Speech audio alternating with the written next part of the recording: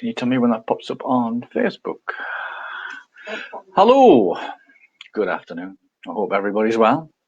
So today we're doing a little video about anxiety disorder treatment and what is anxiety. For those of you who don't know me, my name's Mark. I work with Newcastle Hypnotherapy and I'm an anxiety and stress specialist in that I help people to get over anxiety and stress for good. Hi, Melanie. Do me a favor once you're online, if you could just say hello and let me know that you're there, that would help. And also, if you want to tell me where you're watching from, that would also be very, very good. Okay, so thank you very much for all of the people who've been sending me questions in.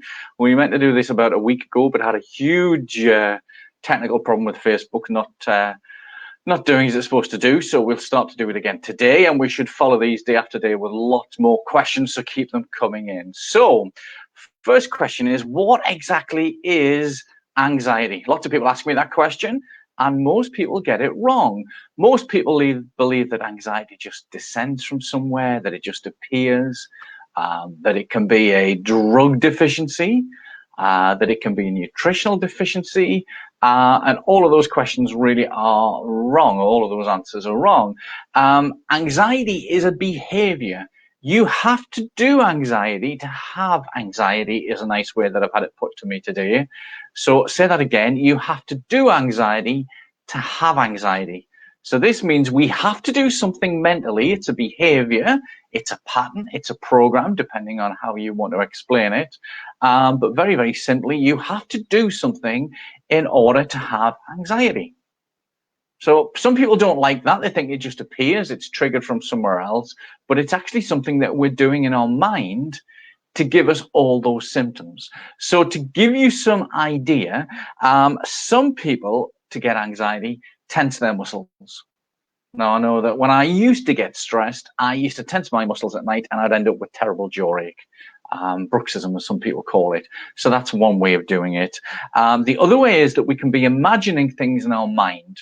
Now, we could be imagining a situation going wrong. We can be imagining a person that we don't like. We can be imagining a feeling. These can also be pictures and sounds. So that's something that's going on in the mind. It can also be something like worry. Some people are very good at projecting forward into the future about something that hasn't happened yet, but they worry it's going to go wrong, that this situation is going to happen or something else. So worry is another way of doing it. That's a mental behavior in the mind. You can be pushing yourself into the future. Lots of people just think this is going to happen, I'm not going to cope with it. People who have anxiety at work quite often visualize and are looking forward at work for things to go wrong. Breathing is a huge one with anxiety. If you don't breathe properly, you put too much CO2 into your system and not enough oxygen. And as somebody said to me a while ago, nobody teaches us how to breathe. We're just born, we're slapped on the backside, and off we go with breathing. But we know that relaxed people breathe one way and people with anxiety and stress breathe another. Exaggerating thoughts is another way of things going on. So it could be that you imagine you go to the shop and you exaggerate that when you get there, you've lost your purse and you haven't got enough money. That's quite a common one as well. Playing the victim. Lots of people seem to think that they go through life and the worst will happen, but they play the victim. So it could be they get into a relationship and they imagine from day one that somebody's going to leave them because of X, Y, and Z. And I've had a lot of clients who said, if I don't sort this anxiety out, my partner's going to leave me. And it's partly self-fulfilling. If you don't get rid of it, it does affect those around you. It does annoy people. But if you think somebody's going to leave you or you think that something's going to happen, you do attract these sort of things.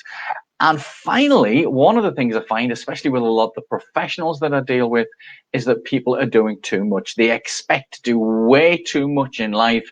They try to take too much under the belt. And of course, that causes problems. If you're trying to do way too much, if you're doing far too many hours per week, if you're not putting the self-care in there and everything else, that causes huge problems. So though are all the reasons why we can get anxiety, it can also be caused from an event in the past. If you've gone through a traumatic experience, it could be that that sets it off. But quite often people think about something in the past, maybe a small event at school or with a partner or somebody who's left them, and then they over exaggerate it and it makes things worse. But all of it is a behavior that you do. You have to do anxiety to get anxiety. And that's a big thing to take in for a lot of people, especially as most of this we can be doing unconsciously. We start off doing it consciously where we know about it. And as we practice it and we get better with it, guess what? We start to do this sort of thing unconsciously. And then we've got unconscious anxiety. And that is why people come to me to sort these problems out. So my job as an anxiety expert is to find out which of those that you do. There's lots of self-help and things that you can do yourself, but the idea of coming to an expert who's good with anxiety is that they will do a bit of detective work and look at how you're doing that. And it's quite funny that I've had people sitting in the chair who are constantly moving and jittering and can't stay still, and they're itchy all the time and loads of things. And they say, but I don't have anxiety, or I don't have stress. It's very mild. But in fact, the background level of anxiety and stress is very, very high. So that's my job, to look at what's going on with the anxiety and then to put it right.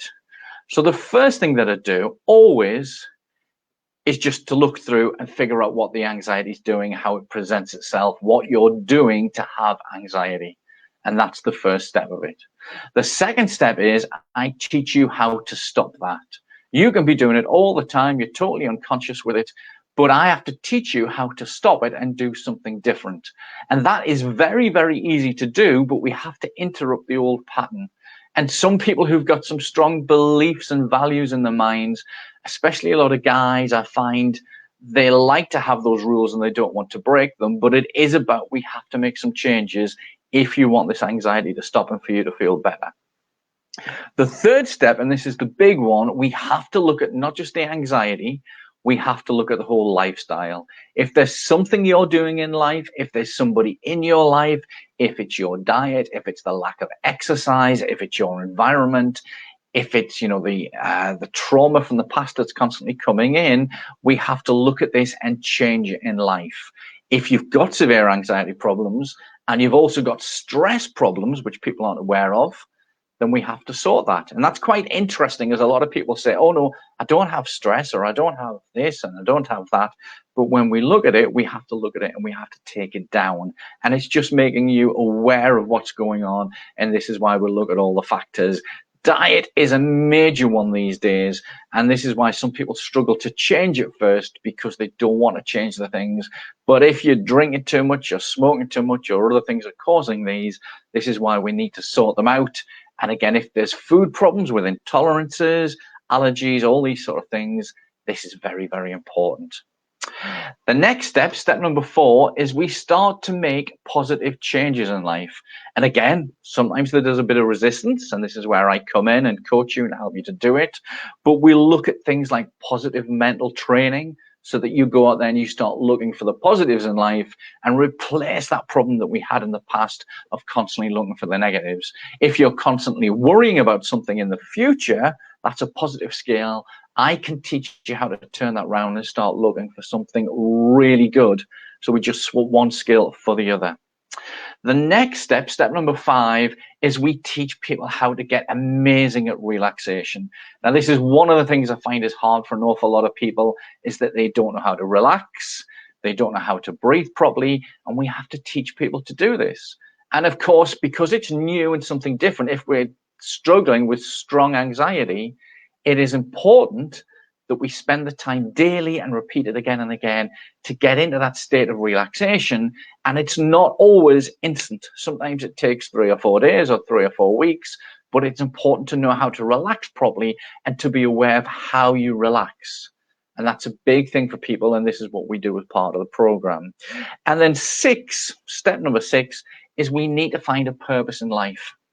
It's really important that when people have a purpose in life, whether it's working with a charity, whether they're focusing on their family, whether they're doing something good in the community, is that people feel better and they have so much energy and motivation to make all the changes that they need. The number of people who've come to me and said, I want to lose weight or I want to stop smoking, but I'll do it once I find the perfect partner or find the perfect job. They never get there unless they're willing to change. But when we find that purpose, that as part of finding that job or the partner or doing something interesting, that they start to work on it now as though it's happened, it gives them the motivation, the determination, and the energy they need to move forward and to do all of this. It's very, very important. So we use 6 steps there as part of the Anxiety Freedom Program to help people to move forward and feel really good. And once we get working on it, just like riding a bike, the more that we do it and we practice the exercises, those changes come in. And usually in a couple of days, people feel much, much better. And after a week or two's practice, they're feeling fantastic. But then we're always building on it and getting better and better at it. And this is the benefit. Now, you've really got 2 options when you want to get forward and start getting rid of your anxiety and feeling calm and relaxed. One is you can do it yourself. And that's how I did it when I was younger and they're going to class me disabled and I had all these anxiety and stress problems, is that I started picking up book after book after book, and I practiced and practiced so that within 2 years I'd got rid of the stammer, I'd got rid of the anxiety, and I'd managed to move forward and start a business and speak publicly and DJ and do all sorts of things. That for me was quite a big process. I went through an awful lot of things that I had to try to find out what didn't work and what did work. But the other option is you can do it with an anxiety specialist, an expert, somebody who knows what they're doing. There's lots and lots of information online. I mean, if you look at our YouTube channel, we've got lots of techniques and lots of things that we actually use with our clients. But when you work with somebody one-to-one, they can say exactly what's going on. You're not second guessing. They can give you exactly the right exercises to move forward and help you to do this so much faster. Self-help's a cheaper way of doing it, and I'm not knocking it. It's really good. Not all of it works. You've got to find out what works for you, because there are different types of anxiety. There's generalized anxiety disorder, there's socialized anxiety disorder, there's PTSD, there's OCD, there's phobias, and there's fears. But when you work with an expert, they can pinpoint exactly what's going on, show you how to get it down. And usually in 4 to 6 weeks, when people work with us privately, we get that anxiety sorted, and it's either reduced by about 95% or it's gone for good, but it gives you the skills to do that. So I hope that's been of some help. If you've got any more questions, by all means, pass them forward and I'll answer them in the next live that we do. I've just seen one of the comments there. By all means, do that. If you would like help with anxiety and want to work with me privately, what you need to do is either send me a private message and we can have a chat on the phone just to go over your anxiety and see if it's something we can work with together and move forward. Don't forget, look at our YouTube channel. There's lots of help and support there, and you can leave comments. You can go to our website as well. The link's there as well. There's lots of free resources and information, but feel free to get in touch. And then finally, if you look at my YouTube channel, there's lots of little videos there, and I'm always happy to chat with people over Messenger. So enjoy the rest of your day. And I just want to say, guys, remember that you've only got one life. Do you want it sort of miserable and boring, or do you want to get over these challenges and live it and enjoy it, taking in all the hassles that are there?